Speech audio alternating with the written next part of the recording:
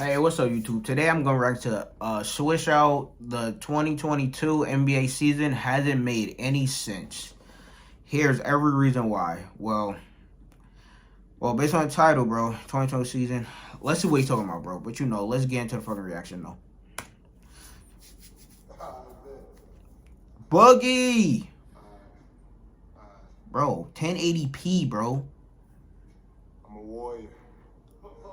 Yeah, bro. I remember when that shit happened, bro. Bro, it's fucked up, bro, that Boogie couldn't get a fucking ring, bro. That's fucked up. I wanted Boogie to get a ring. 4 years ago, we got the news that DeMarcus Cousins was officially joining the Golden State Warriors. And at that time, we all came to the conclusion, parity in the NBA is officially over. The best center in the league at the time, joining the best collection of talent maybe ever. Yeah. We might as well just hand He's coming off ACL injury, but too. we all know how that ended. Fast forward to no ring today, and we are now in an era where parity is more prevalent than ever, and it's actually made the NBA feel a little bit off. Now, no, this isn't to say that I'm not appreciating the new faces, the new talent, and definitely the new teams, but the way we got here isn't quite exactly how I imagined. I made a video literally last year explaining why the NBA hasn't made a lot of sense since 2017. And it's almost like this video is a part 2 of that. Missing multiple NBA stars for a multitude of reasons, extreme hypocrisy with these damn NBA awards, and 10 years later, LeBron and Kevin Durant still feels like the best players in the world on any given night, yet where they stand at team-wise doesn't quite correlate. Think about it like this. 10 years ago, KD and Bron were 1 and 2 in the MVP race, where Bron ultimately won. Then they met in the NBA Finals, where LeBron pretty much confirmed he was the best player at that time and most deserving of that award. LeBron was at his prime, though. We couldn't even fathom LeBron or Kevin Durant being on a team fighting for a playoff spot. It was like that was way beneath them. If they were on a team, they automatically had a spot. But now, if you look at them today with elevated numbers in all-time type of performances, these two find themselves in almost identical, unfamiliar territory standing-wise. Also, the irony of it... And the funny thing about it is, they mainly both in this position because they're, like, number twos don't play. Like, bro, this man Kyrie's a part-time NBA player, and AD is damn near hurt every fucking game. Like, consider these shit's ridiculous. The two best players of the 2010s, and they both had pretty dramatic NBA divorces. Kyrie Irving left LeBron in 2017 after just winning a championship the year prior, and Kevin Durant left Russell Westbrook in 2016 after blowing a 3-1 lead. Now, these two find themselves switching partners where both has been problematic for their teams in some capacity. Kyrie Irving's shot status missing the majority of the year, and Russell Westbrook's shot status missing the majority of the year. He's been better as of late, but it may be too late. This stuff is actually getting hard to keep up with. And speaking of keeping up, let's have a quick word from today's video sponsor, Keeps. Hair loss.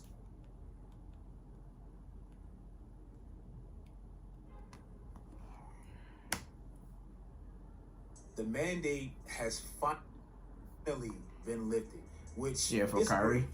But the damage is done to Brooklyn this year. It's been so damn significant, bro. It's crazy. Brooklyn, they pretty much traded James Harden because of it, and they had to roll out 2 completely different teams afterwards. One where KD gets blitzed at half court and has to shoot like 20 contested shots a night, and the other one where Kyrie Irving is dropping 60, 43, and actually helping Kevin Durant.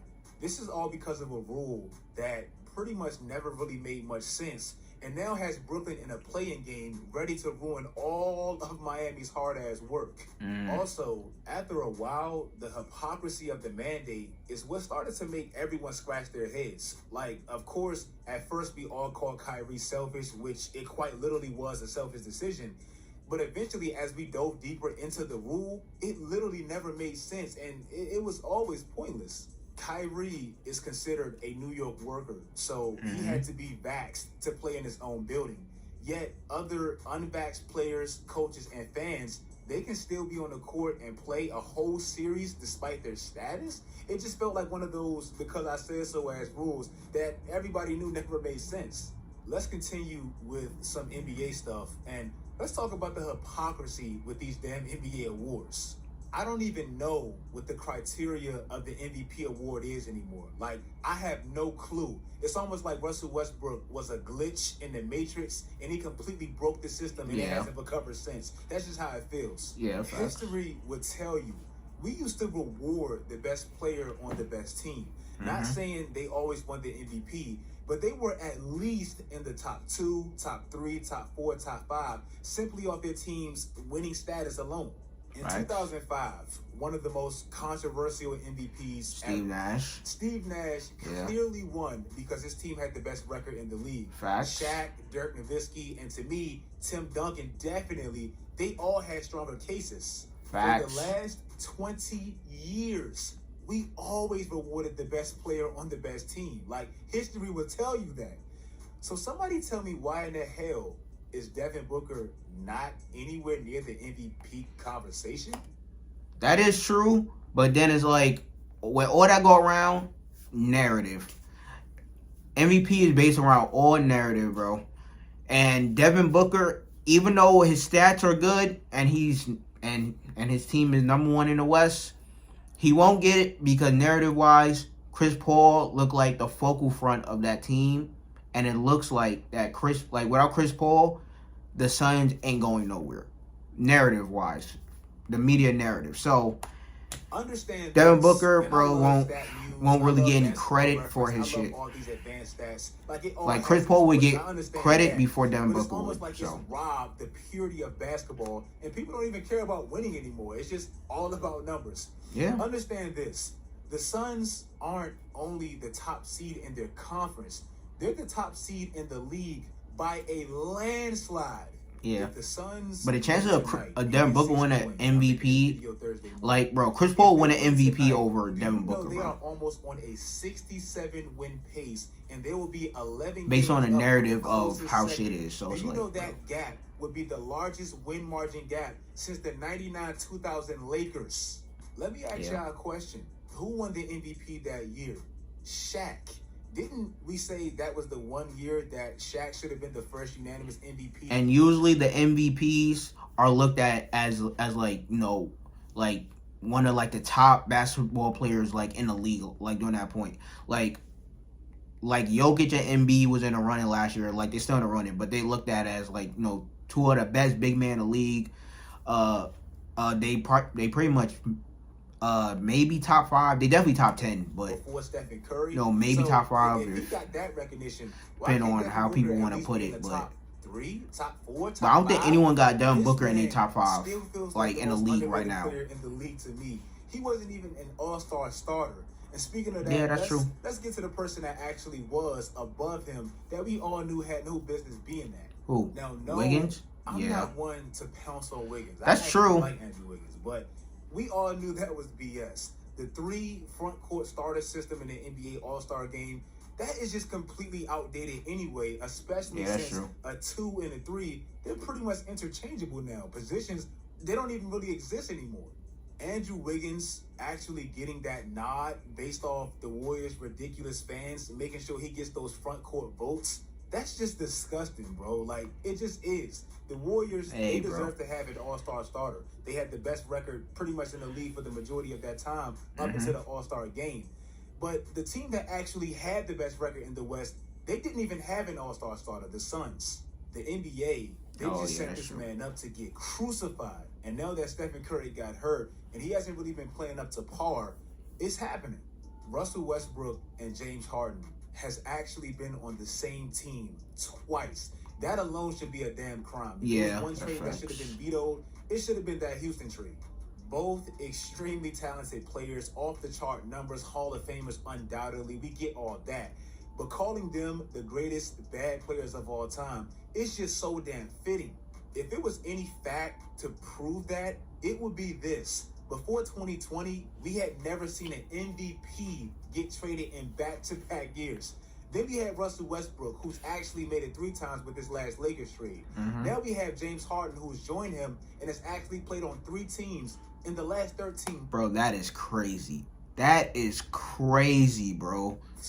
In 2019, that's crazy. 2 of the biggest splash moves happened to 2 little brothers, the Brooklyn Nets and the Los Angeles Clippers.